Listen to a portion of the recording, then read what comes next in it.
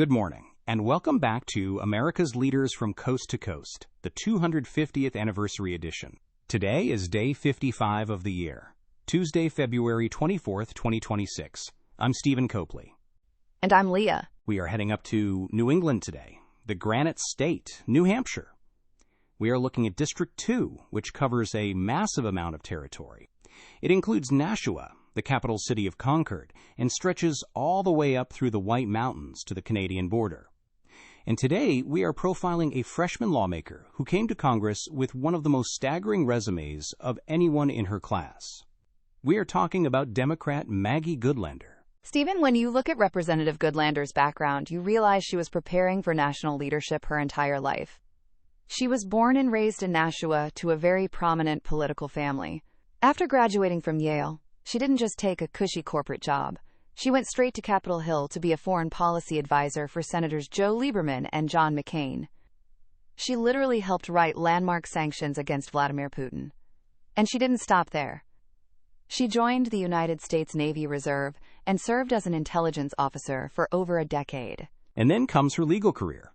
She went to Yale Law School, and she ended up clerking for Merrick Garland and then for Supreme Court Justice Stephen Breyer. During the first impeachment of Donald Trump, she served as counsel on the House Judiciary Committee. And during the Biden administration, she was a Deputy Assistant Attorney General in the Antitrust Division. She was the lawyer going after massive corporate monopolies, arguing that price gouging was destroying the working class. She also happens to be married to Jake Sullivan, the former National Security Advisor. So she arrived in Washington for the 119th Congress with an incredibly deep understanding of the executive branch and the military. Exactly. She won the 2024 election to succeed Annie Kuster, who retired. And because of her background, she was immediately placed on two very important committees, the House Armed Services Committee and the House Committee on Small Business. For New Hampshire, both of those are vital. The state has over 200 active duty service members and nearly 6,000 National Guard and Reserve members. She sees her role on armed services not just as military funding, but as defending the very core of American democracy. And she has taken that defense of democracy to a very intense level against the new administration. In late 2025, she was part of a major national controversy. She, along with a few other Democratic lawmakers with military backgrounds, participated in a video directly addressing U.S. service members. The video reminded the military that their oath is to the Constitution, not to a king, and that they have a legal duty to refuse illegal orders. Well, President Trump saw the video and went absolutely ballistic on social media.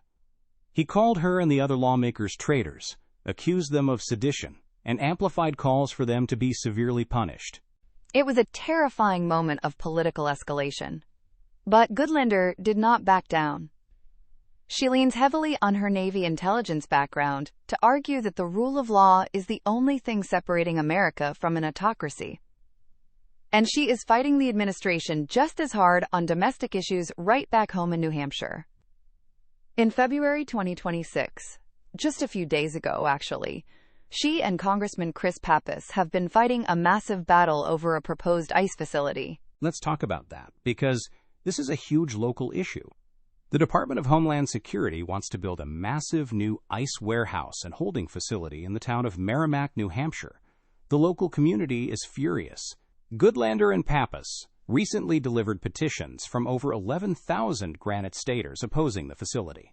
Goodlander argues that the federal government shouldn't be dropping a massive, aggressive deportation hub into a quiet New Hampshire town, especially when the local infrastructure can't handle it and the taxpayers don't want it. She also scored a massive victory against the White House just last week. Regarding the economy, the president tried to implement a sweeping new round of unilateral tariffs. Goodlander, sitting on the Small Business Committee, argued that those tariffs would act as a devastating sales tax on small hardware stores and local manufacturers in New Hampshire. When the Supreme Court officially blocked those tariffs on February 20th, Goodlander immediately put out a statement celebrating the decision, calling it a massive win for the Granite State's working families. She is also securing the kind of hyperlocal funding that wins you re-election in a swing state. She just secured federal congressional funds to significantly expand a health center in Franklin, New Hampshire. Because if you drive north of Concord, up into the White Mountains in the North Country, You are dealing with very rural, very isolated communities where healthcare access is extremely limited. She is proving that she can fight the president on constitutional law on Monday and deliver money for a rural clinic on Tuesday. And she has to maintain that balance. New Hampshire's 2nd District leans slightly Democratic, but the voters there are famous for ticket splitting. They are fiercely independent. They do not like extreme partisanship on either side. Goodlander's background as an antitrust lawyer and a Navy veteran gives her a very pragmatic, no-nonsense appeal that plays incredibly well in towns like Nashua and Littleton. The Supreme Court clerk who became a naval intelligence officer. The freshman lawmaker holding the line for the Constitution. That is Representative Maggie Goodlander. That is our profile for New Hampshire's 2nd District. Stay tuned for our next profile. Please note AI assists in the creation of this podcast from pointedwords.com, and remember, better pointed words than pointed swords.